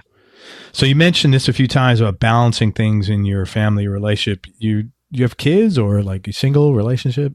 Yep. I have been married for 9 years. We got married pretty young. Dude, and I have congratulations. Thank you. 2 girls that are 7 and 5. The 7-year-old is an artist, visual artist. She has declared that as her thing. It's hilarious and amazing and so encouraging to see. That's great. See her like, you can be an artist if you put your mind to it. Don't let anybody tell you. Oh my gosh, that's the cutest thing. That's motivational speaker, and I know. Yeah, man, she'll be running an internet site any day now. Yeah, I know. My 5-year-old, she's into Taekwondo. That's her thing right now. Really cool. She's got her yellow belt. It's her first thing that her older sister isn't. It's like her first thing that's hers. That's like not what her older sister also does. So it's fun. It's great. That's cool, man. It's instilled in her a certain amount of confidence. She Yeah, I can just tell she carries herself in a different way. She has a different self-awareness, even just from, she's still just not just a yellow belt, but she's got her yellow belt, and now it's fun to see. Yeah, that's a real important thing, especially for girls, I think, Man, you're so young to be married, 9 years. Congratulations. That's really amazing. You have any hobbies or interests outside of music? I still like to skateboard and snowboard. Awesome. Those are ska habits. I was gonna say those are just remnants from the Punkin Ska days. I got to be careful with it now, obviously, with my livelihood being jeopardized if I fall. That's me knocking on wood. Yeah. Yeah, I like to do those things. I like to exercise and eat healthy food. I love coffee. Coffee is a hobby. That's big in Minneapolis, isn't it? It's a big coffee city, isn't it? Yeah, it's a nice coffee scene. And is Peace Coffee there? I buy coffee from a company called Peace Coffee. I thought. Yeah, I feel like that maybe is. I see it all around, but I don't know that I wonder if they're there. I don't know if it's here. I do a coffee subscription from a few different roasters. Well, I do this thing called Misto Box or Misto Box, where they do different small roasters around the country, and every once in a while I do Madcap Coffee based out of Grand Rapids. I get some of their coffee. Slate Coffee Roasters, Blue Bottle every once in a while too. Misto or Misto Box, I don't know what it is. They send me one bag of beans every month, and then also there's like the Minneapolis roasters that are great too. Get stuff there. Yeah, I don't coffee. I love good coffee. Can you talk about a specific experience you had that changed your life or altered the way you think about things? Yes. A big life-changing moment for me. When I was 16 years old, I started having this weird thing where my right arm would go numb. And how do I explain it? It's like it went numb from the bone outward. And it was the weirdest thing. It felt like my bones went numb, and then my muscles were numb, and then my skin was numb. It's like, my friends could do a snake bite on my arm, where they twist your skin, and I just wouldn't feel it. And it's like, these are strong dudes. Wow. And I just I couldn't really use my arm. It was going numb, and was going to the doctor for it after it was starting to, it was like once a week it was happening. And then it was starting to happen a little more frequently. And then it kind of went away. But in that time, I went to a bunch of different doctors and specialists to see what was going on. One of the doctors basically said, it appears as if there's a blood clot in your arm. And what we're looking at is this and this and this. And basically them sitting down, my mother and I, in this, very official looking doctor office where it's like, this guy's not some resident. Like it's, big, nice chairs that I can't afford, big desk that wouldn't even fit in my office, saying there's a chance that if we don't find this in the next week, you will die. And just seeing my mom burst in. Yeah, that's not what you want to hear as a parent. And me just whoa, I just got my license, man. What do you mean? And I'm like, I've got all this life to live. And it was one of those things where I was able to take that experience rather than just being totally bummed about it. Being able to really just find the love and joy in the everyday moments that I had. And every day for the rest of that summer was just such a cherished, incredible day. With my friends and everything I was doing, I was just finding so much joy in in the birds in the morning. And I was finding so much pleasure in just going out and looking at the sky and nature, like hanging out with my friends and the sound of my skateboard wheels on the sidewalk. It was just like this interesting thing that I don't know. I don't know. I haven't even thought about it for a long time. I haven't talked about it in a long time. But what it ended up actually being was, it was from, I was in like a jujitsu boxing thing. That's what I did for a long time. Also, when I was in high school as a sport thing, kind of an accident in there. What ended up happening is I had a TIA, a transient ischemic attack. Yeah. Which, because you know what that is, you know what that is. You would only know what that is if you have close experience with it. Yeah. Which, to those who don't, it's like a minor stroke. It's a mini stroke. Yeah. But that's not a symptom of it. The 4 symptoms of, it's not numbness in your arm, really.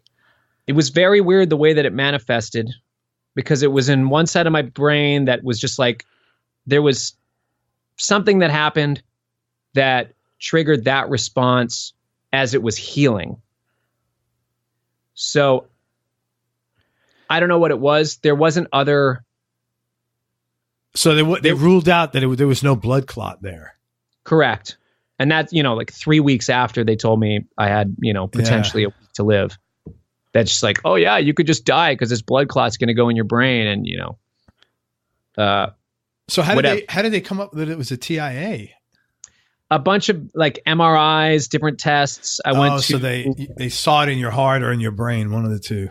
Something. Yeah. I don't really remember. I mean, it was a sort of thing where I was maybe at the doctor 40 times, a different specialist. Holy shit. Your parents must have been freaking out. Yeah. Yeah. Especially when they say there's a blood clot and you could die. Yeah. I'd be, it was not fun. Yeah. It sucked. Yeah. But it was one of those things where it's like, you know what? I'm just going to remain positive. I'm going to remain joyful. And hopefully that will be how people remember me.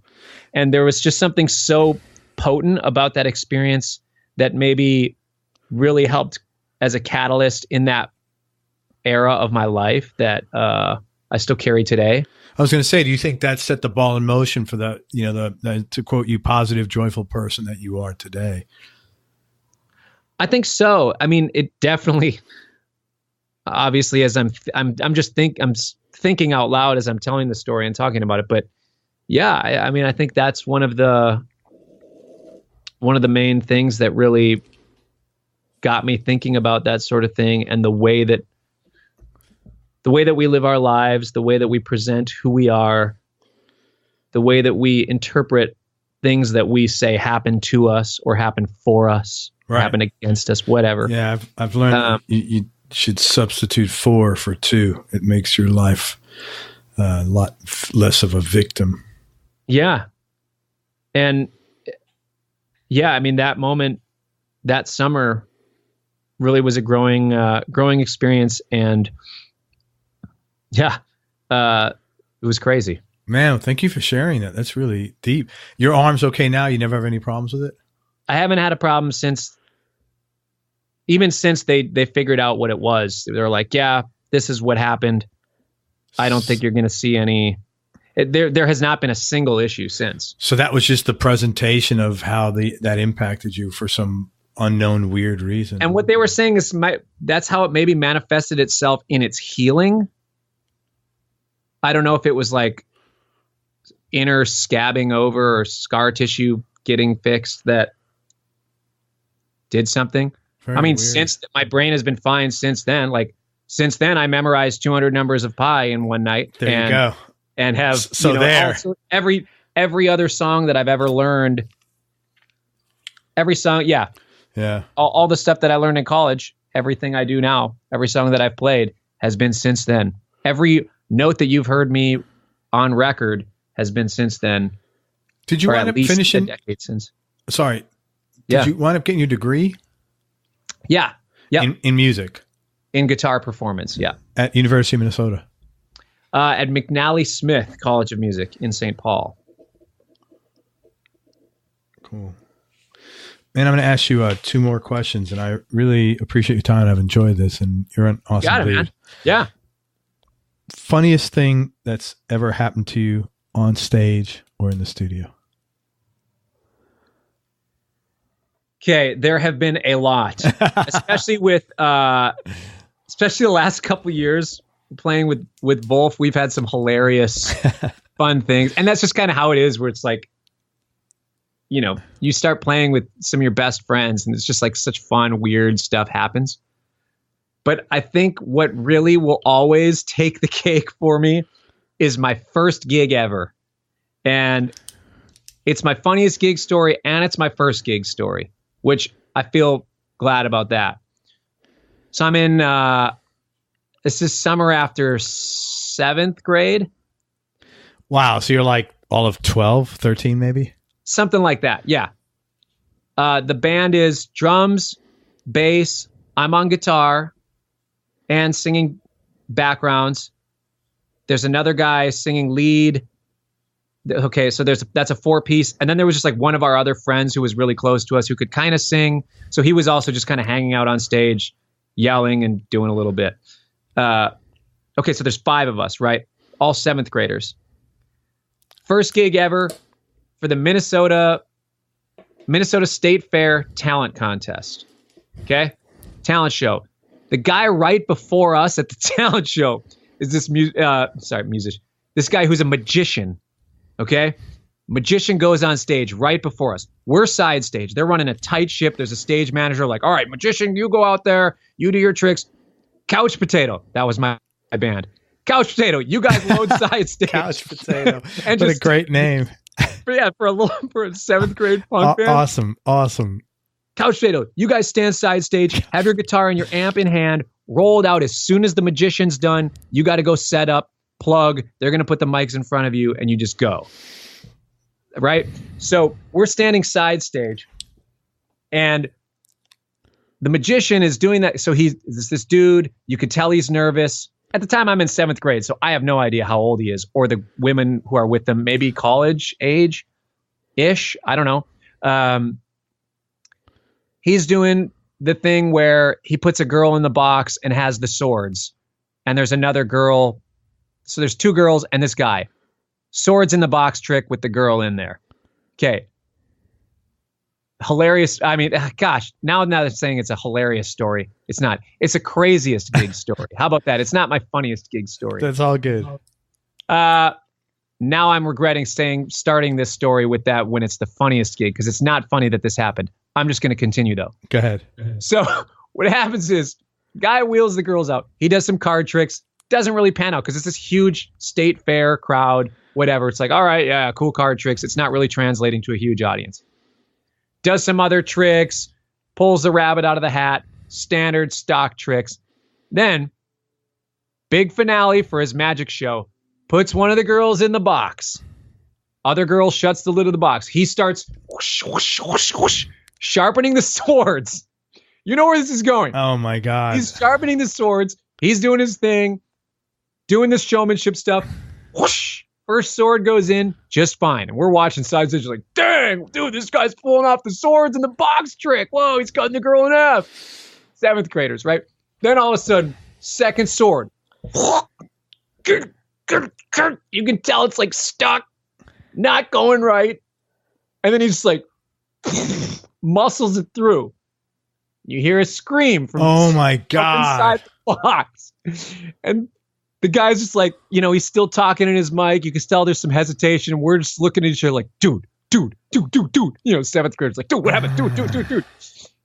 Third sword goes straight through. Fourth sword. Little bit of trouble again.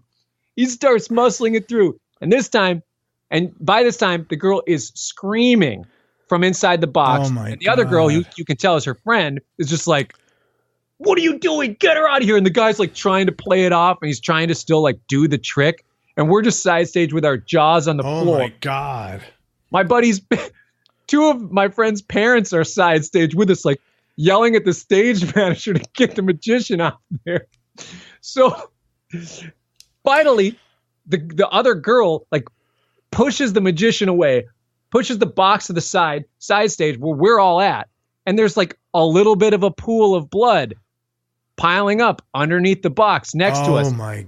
next to my crate 212 amp, and I'm just like, how can we help? How can we, the girl is screaming inside the box, and there's 5 of us 7th graders just like freaking out, not knowing what to do or what's happening. And the stage manager just goes out on stage, like, ladies and gentlemen, couch potato. And they push us out. And we have no idea, like, this is like screaming bloody murder. Everybody out in the audience like realizes what has just happened. So everybody's like standing up, looking side stage. Ambulance comes barreling down, screaming sirens. We push our amps on stage, and we're just facing side stage, playing our song, like this punk rock song, watching this girl get pulled out of this box, and the ambulance, like, fortunately it wasn't like it didn't go through her liver or anything. It was just like kind of like it got through part of her arm and part of her leg. And that's where it was just like so lucky, that girl. Oh yeah, totally. But it was just this insane, like, what is going on? Nobody in the audience is paying attention to us because they're just looking over at the side stage at the state fair at what's happening. As are we, as we're trying to play this song. And there's just like, it's just pandemonium. Oh my God. And that was my first experience into Welcome to the music biz, young man. Yeah, that's the music biz. And it was just such a traumatizing moment for all of us. But at the same time, when I look back on it now, turns out the girl ended up being fine. This is, again, 20 years ago now? So it's funny to look back and be like, wow, that was my first gig ever. That is that's what's funny about it. Yeah, the incident. Yes, that's funny. We're gonna turn this thing around. That's what's funny about it. I'm a marketing guy. That's what was funny about it. The whole thing, that being your first gig. Wow, that is creepy as shit. Oh my God. And the girl was okay though. Yes, she was fine, but it was just like this dude was way in over his head, and I don't even know how we played that day. Nobody knew how we played because nobody was probably paying attention. Wow. But hopefully he didn't do any more magic after that. Yeah, I don't know. Maybe he is David Blaine now, though. in an amazing change of destiny. Wait, David Blaine is from California. Imagine that if David Blaine got his start at the Minnesota State Fair performing right before Couch Potato. Yeah, he was opening for Couch Potato. Oh my God. Last question. And I really genuinely thank you for sharing everything. This has been really interesting. And, thanks for being so transparent and sharing all your stories. Yeah, man. Last question. Knowing life is precious. And this is actually a question that ties in with everything we just talked about. Knowing life is precious and time is not infinite. What's the one thing that's most important to you to make sure you're doing or using whatever time you have left wisely?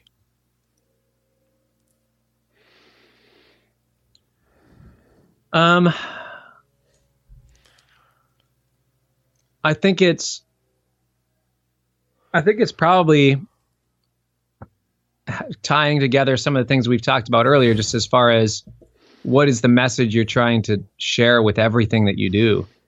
Like I actually try to have a pretty acute awareness of that, not just in my music, but in life in general, how I present myself, and just like what's the impact you want to leave for the next generation? What's the impact you want to leave for the next 10 generations as far as outlook on life, as far as environment, as far as all of that kind of stuff. And I think, it's just figuring out what your priorities are. And for me, kind of having a guiding light of my faith is an important thing that's helped me keep my priorities in order and to keep me balanced and the main thing, the main purpose, the main, that sort of thing. Yeah, a lot of people I've spoke with have the same thing, and like really, their faith is important to them and helping them through this stuff. So it's a pretty common thing I hear, and obviously it's very valuable for people who value it, which is a redundant, stupid thing to say, but you know what I mean? Yeah. Listen, man, let me tell people where they could find you, and please support Cory Wong. He's awesome. If you haven't heard him play, go on YouTube, buy his stuff, and check him out. He's a really good player, really funky, really upbeat. You know, all the ska influences that you have come through. All the energy you're putting in is loud and clear. The vibe is awesome. It's just really good, you know, rock and roll to me. His new album coming out is called The Optimist. And if you go to his website right now, while it's fresh in your mind before anything else comes up, go to CoryJWong.com, CoryJ Wong, WONG.com. And he's got a really cool thing going where you could pre-order his record, and you're also going to get free guitar lessons, which is probably worth 5 times the value of, you know, or 10 times the value that you'd have to pay for whatever he's charging you for the record, let alone to try to get him in person. So check that out. He also does tracks. He's always getting asked to play on people's records. You can contact him on his website. Again, that's Cory J. Wong. He is on social media. He's on Instagram and Facebook. I know it's going to sound crazy, but also under Cory J. Wong. And check out, he's going to be touring this summer with Wolfpack, and it's Vulfpeck. I'm going to say that again louder just because I love saying it. Wolfpack. They'll be touring in Europe, and then Cory's actually be in Europe 3 weeks on his solo gig. So all my listeners that are in Europe, please support Cory. Go check him out. Tell him you heard about him first on this show, and he will sign your selfie. I will sign the front of your iPhone. He'll sign the front of your iPhone, and it'll come out when you take the picture. He's got a special camera. What else? Did I miss anything, man? Also he gives, I don't know if I said, he does Skype lessons for, you know, people who are serious about it. Contact him again on his website. It's CoryJWong.com. He's got a contact for him. Anything else, man? I think we covered it. All right. We covered a lot of ground today. Covered a lot of ground today. Our assignment tomorrow is I want you to memorize this interview.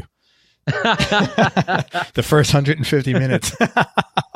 But what's the incentive? Just because I don't think you can. All right, there we go. That's enough right there. Yeah. Not even the A in the class. It's that you told me nobody could do it. That's right. Hey, man, thank you very much for everything. I really appreciate it. This has been fun and good getting to know you. And everybody go support Cory Wong. Thank you so much for listening. I hope you enjoyed this interview as much as I did. Thanks to Cory again for spending all this time with us. I definitely appreciate it. You've been very generous with your time and with yourself. Go to everyonelovesguitar.com. Sign up to get notified of future episodes, along with some early product announcements and discounts. And you want to definitely get on our newsletter. And remember, this is important, ties in with everything we talked about. Happiness is a choice, so choose wisely. Be nice. Like there you go, brother. Be nice. Go play your guitar and have fun. Till next time, peace and love, everybody. I'm out. We hope you enjoyed this show. If you did, subscribe to the Everyone Loves Guitar podcast, and you can do this online at everyonelovesguitar.com or on iTunes. And if you like the show, please leave us a 5-star positive review. The more 5-star reviews we get, the higher our show ranks, and higher rankings mean we get to continue speaking with cool, interesting guests on our show. We'll see you on the next episode, and until then, keep playing your guitar and have fun making music.